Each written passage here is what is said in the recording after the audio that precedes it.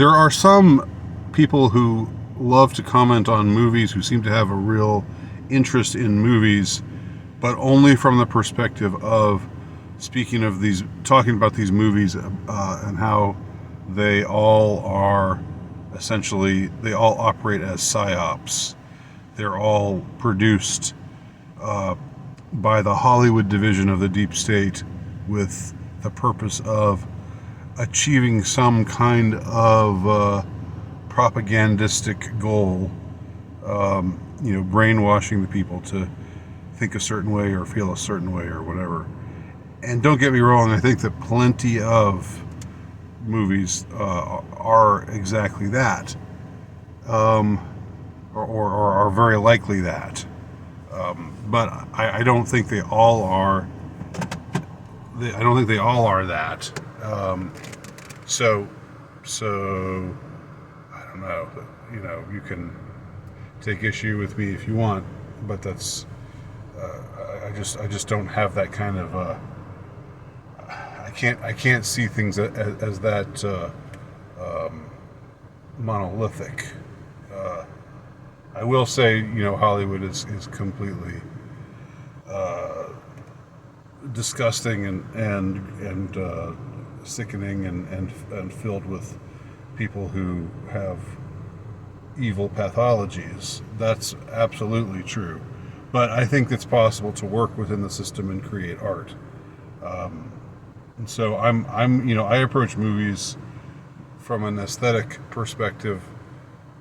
That my aesthetic notions of movies tends to be higher in my in the way that I examine cinema than what is this movie trying to how is this movie functioning as a psyop? What is it?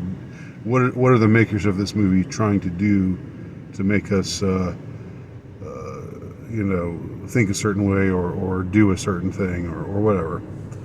But all that said, I went back and rewatched the Coen Brothers movie from 2008 called Burn After Reading. Now, and I do have my suspicions about this movie operating as some kind of psyop. I'm going to explain what I mean in a moment. Now, first of all, just a bit of reflection about this movie itself. It's kind of a strange addition to the Coen Brothers canon because it really doesn't get all that much publicity or hype. It doesn't really get remarked upon very much at all.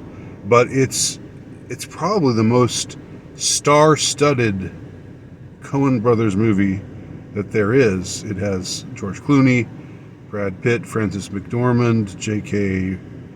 Simmons. I guess at the time J.K. Simmons was more of a character actor. John Malkovich, Kate Blanchett. So lots of heavy hitters in this. Lots of big names in this movie, and it's kind of a little movie. It's only about an hour and a half long, and it ends very abruptly, and it's a movie that sort of could be said to be just like the show Seinfeld is often talked about as a show about nothing. In a way, this is a movie about nothing, or about Much Ado About Nothing. Without going into the intricacies of the plot, what happens basically is the character played by John Malkovich is this incredibly pompous but totally impotent career level bureaucrat working for the CIA. But he's too low level to be really important. He gets fired in the first scene because they tell him he's got a drinking problem, but he's so grandiose and so full of himself that he says, no, this is a crucifixion, this is political. And, and then afterwards he decides to write his memoir. He always, instead of saying his memoirs, he always says, I'm going to write my memoir. and it's just hilarious every time he says it like that. It's one of those little details that the Coen brothers are really good at. Um, so he sets out to after he loses his job. He what actually happens is that they offer him something lower level, like in the State Department or something like that. Uh, they aren't going to fire him, but he's so incensed that he just quits, and he somehow loses some of the documents, and it's on a disc. This is back when discs were still a thing, and people watched movies on DVDs, and people still listen to music on compact discs. So he has a lot of information on this disc that somehow turns up in this gym somewhere, where it's found by the dim-witted staff. Chief among them, the character being played by Brad Pitt, who's a trainer there. And this is one of the more extraordinary performances of Brad Pitt's, in that he, doesn't really project any sex appeal at all. He's best known as like the sexiest man who's ever lived and all that. But in this movie, he just such a dim bulb. He's such a moron that you just don't think you just don't think of him that way at all. And there's even the character of Frances McDormand, who is obsessed with finding a man who wants to have all of these cosmetic surgeries done to her, so that she'll be she's hitting middle age, or she's hit middle age, and she wants to find the right guy, but she doesn't seem to see Brad Pitt's character as any potential romantic companion. Now, it could be that he's like there's a low-key suggestion that maybe he's gay, but really he's just and he is slightly effeminate, but he's mostly just goofy. Anyway, it's an interesting role for Pitt. Every other character, without going into detail about them, are just full of themselves and comically pompous. They all have a very high estimation of their own importance, but deep down, there's really not much to them, and they don't really know a lot. They're just a bunch of bumbling people, and so this whole deal with the memoir that Malkovich's character is trying to write, and these notes getting lost, and then Frances McDormand and Brad Pitt have this idea that he'll give them money if they tell him about finding it, and entice him with money, that he'll be willing to do that. He'll be willing to just pay them off, and of course it comes across as blackmail, and Malkovich gets incensed and screams at them and says blackmail is a federal offense and all this, but so all this stuff happens, and people, a couple of characters end up dying horribly, and there's all of this intrigue, and there's all of this, people being followed, characters becoming aware that they're being followed, that cars are following them around, whether it's one of the alphabet agencies or whether it's just somebody who's hired a divorce attorney to tail one of the characters, as that character later finds out. But the thing is, the people following them around are just as bumbling as the main characters, and so all this stuff happens. the pair of would-be blackmailers, McDormand and Pitt, end up going to the Russian embassy to try to entice them, to try to, in a bid to try to, again, if Malkovich won't pay them off, then maybe, the Russians will be interested in these memoirs, and we'll give them and we'll give them some kind of compensation themselves. McDormand just wants to be able to get a tummy tuck and get fat trimmed from various parts of her body and so forth.